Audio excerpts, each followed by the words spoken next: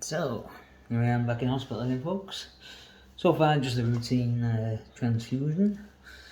We'll see how the results go tomorrow. Probably some more blood, where I still stolen a pint off somebody. And what I'm going to do now is a video tribute to my father. Oh, my dad, oh, well, as I've always called him, Mark. Never call him Dad, you know. Unless I'm talking to somebody who doesn't know who he is, then context him Dad. I'll try not to mumble too much. But, it's late night. I'm on a good ward. On the dreaded ward 17. And I've made it quite clear I will not go there. Violation of my legal right, blah, blah, blah, blah. This time, sticking to it, Do we get dismissed or discharged? Whatever. Everyone seems cool. Anyway. So, I was there. When, for many years I hated, and for many years when Mark was around, when we, in the my 20s and whatnot, and late teens, I'd, you never gave him a card or anything like that. I probably got him a gift here and there, I can't remember, like, kind of special brew, which is typical. It was always a curmudgeon, like, text saying to Kina, my mum. My mum was there. She's like, hey, you come up with something, if normal people said it to parents, they'd be like, what the fuck? The parents would like beat them. But, it's the comedy, they both do. Like, hey, congratulations, on this day we celebrate that you fucked a woman and somehow got her pregnant all the years ago. What do you do? Or the next year would be like, namaste. On this day we celebrate your sperm count was high enough that I was born. You shit cake. Etc. etc. But this year, after all I've been through and all that shit, I figure, hey, put it all out there. He wouldn't have it any other way. Warts and all. Like literally, like me, he's an open book. Was he a shit dad? Yeah. Was he a good dad? In a sense, yeah.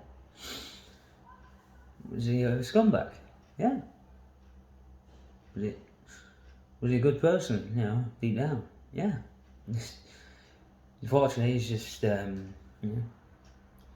circumstances led him to become a vices and overall, fucked him up so much that he became a twat, At the end of the day, that was his choice.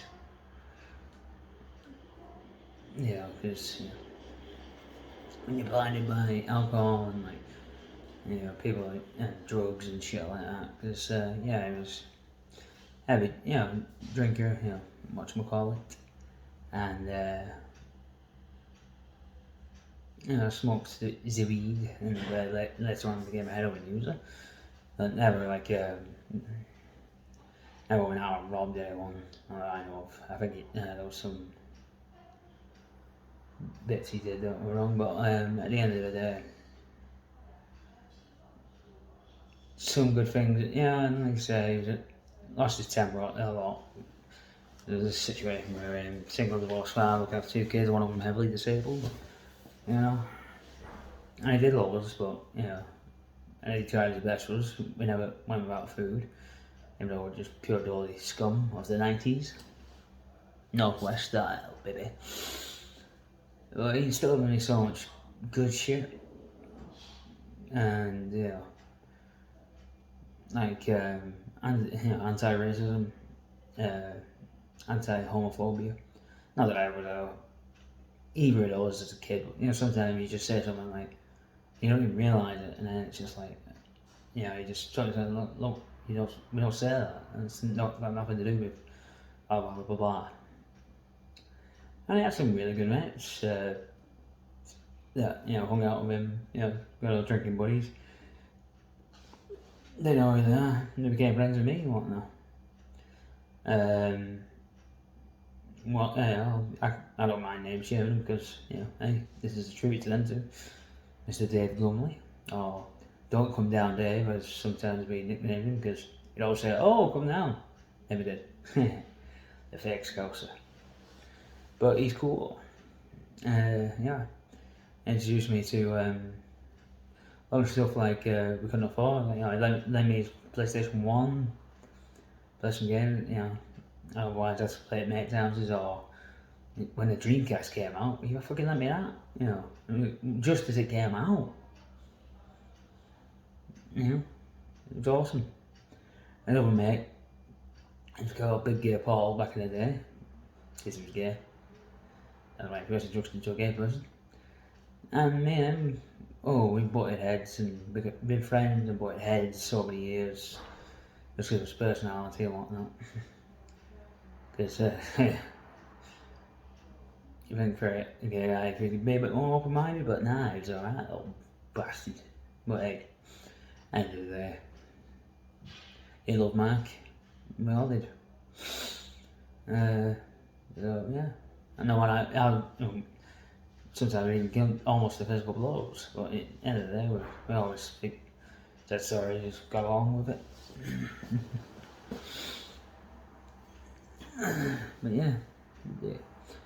So, and yeah, growing up, it was fucking such a shit childhood, but it was horrific.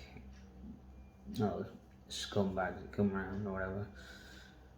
Oh yeah, they were friendly, so those kids never fucking did anything to us, Christ. But still, they were hiding away doing drugs at the time or whatever. And they really just using my dad's house just to fucking do them. And in later years, some people just, just one particular guy, my name is Sharon. I don't know, he could be dead by now, I don't give a shit. Junkie fuck called Terry. Just sponged off my dad, went out and graft. As they called it, to steal stuff from anywhere he can and sell it for heroin. And obviously, you give my dad some because, for living there or whatever,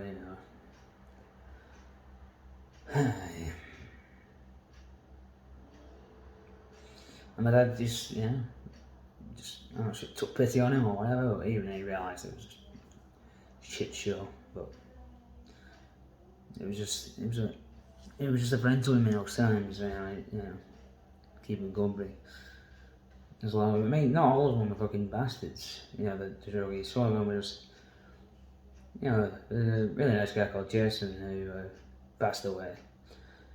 I mean, he was on the gear, but he was never a violent person, he was just a bit of a simpleton, there's no harm to the guy, unfortunately, just caught in a world of dope. There you go. Finally when I moved away at 13, moving home, I was like, oh my god, freedom, oh my god, mate, and then, wasn't really. Well, I managed to get some freedom and breathe for a few years, before, teenage, and then I became a full-time unpaid carer for somebody, a friend of mine, and I'm sure, the rest of my life after that. But yeah, on the funeral, the Donnelly clan all came out, even though a lot of them had sworn him off because of betrayals or whatever, and he hated them, they hated him or whatever. But they did come out at least and help pay for the funeral because me and Mum were just, me and Kieran were just destitute. We work full time, still couldn't fucking afford rent or fucking, it was crazy. And then, so I'm thankful for that. But some of them, they went through the motions, they were just kind to us. You still tell they didn't, they just take it to shit.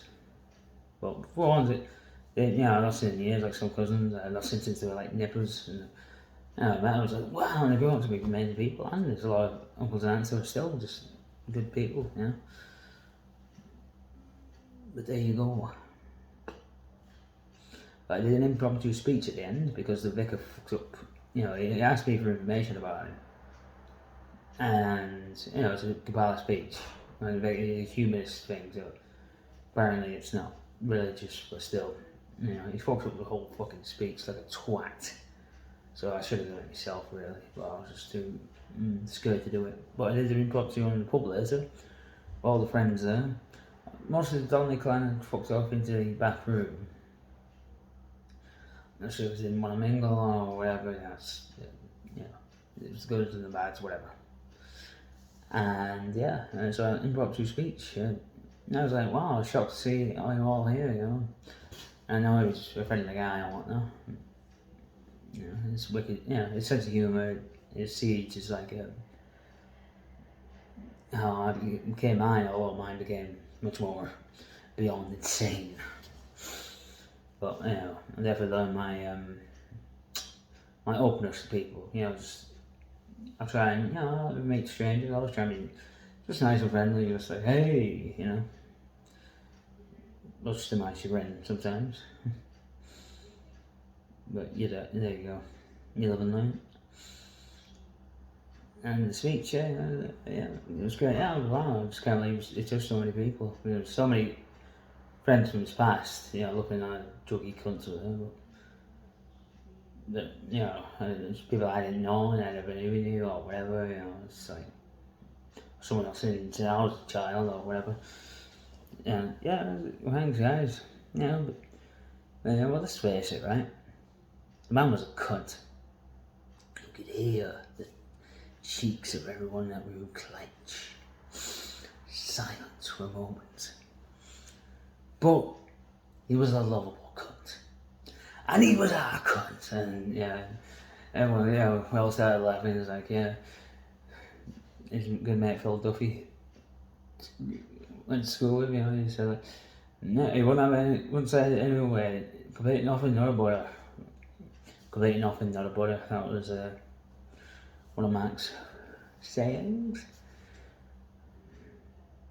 And like I said, even years before, you know, I said, yeah, when I die, just put me in a skip.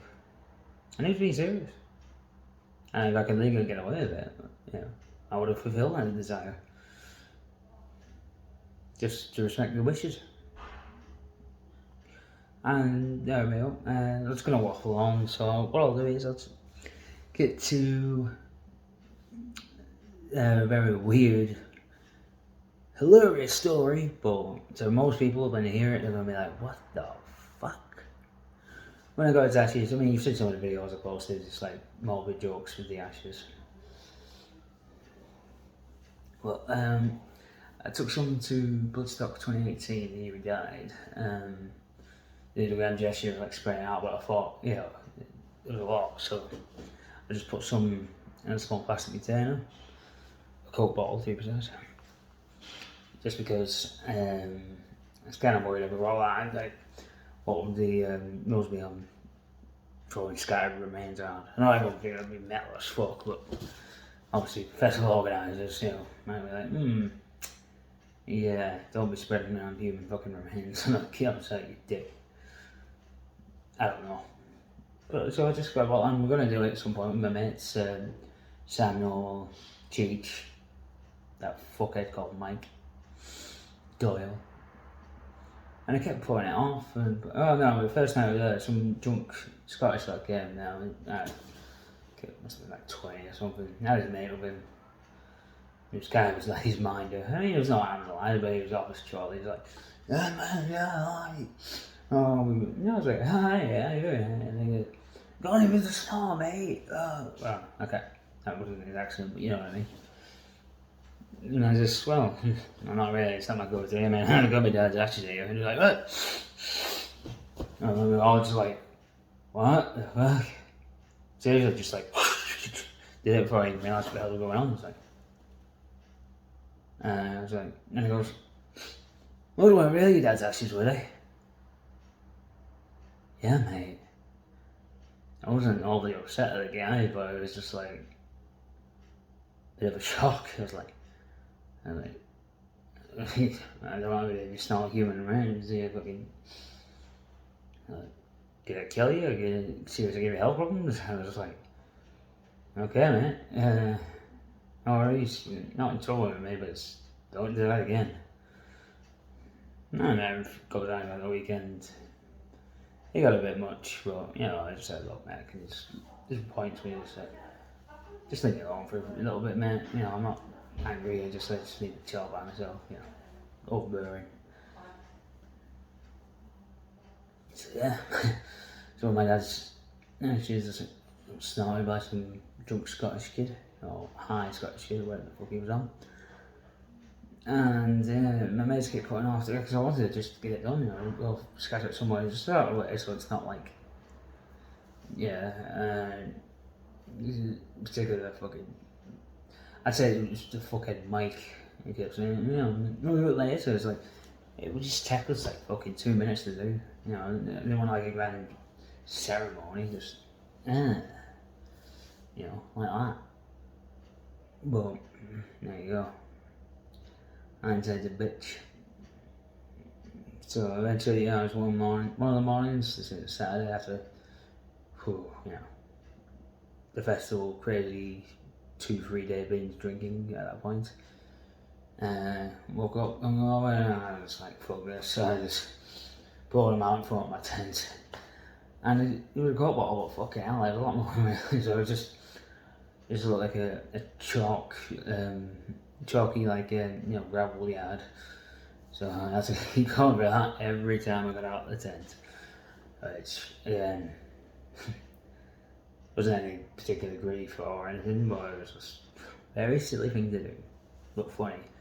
And Mark would find it fucking funny. And that's the whole point. So there you go. Man, that's unfortunately ruined my life and one of the main contributors to why I became a fucked up alcoholic. But there was so many other contributing factors as well. But at the same time, in the 20s, made him a peace. I see he tried his best. I could never forgive him as a father, but I forgave him as a person in my heart. And we became buddies. You know, he says to me, you know, say to your kids, you know, just treat me like a mate, you know. So we was mate, you know, as good mates, chatting away about it. The first time he, you know, grandma called him or whatever. And also, he took RoboCop, the original TV for me when I was 7. Oh, the ultra-violence. Honestly, dude, you're a twat. You're a lovable twat. I love you. And like I said, all the wrong you did to people, well, you're dead now, so you paid your price after, you know, finally kicking the gear after all those years. Age of 56. Sorry for the waffle folks, but it was a long one. Well, I'll YouTube it because I don't think Facebook will load a video this big, so YouTube and send you the link. Hopefully I'll be out of here tomorrow, worst case scenario, day after. Steal some more blood.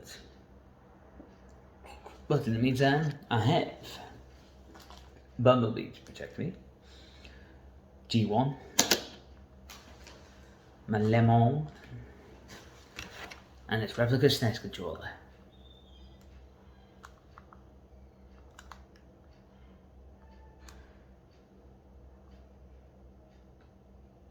I'm a sad man child. Well, as many saying goes, it's cherry on the gravy.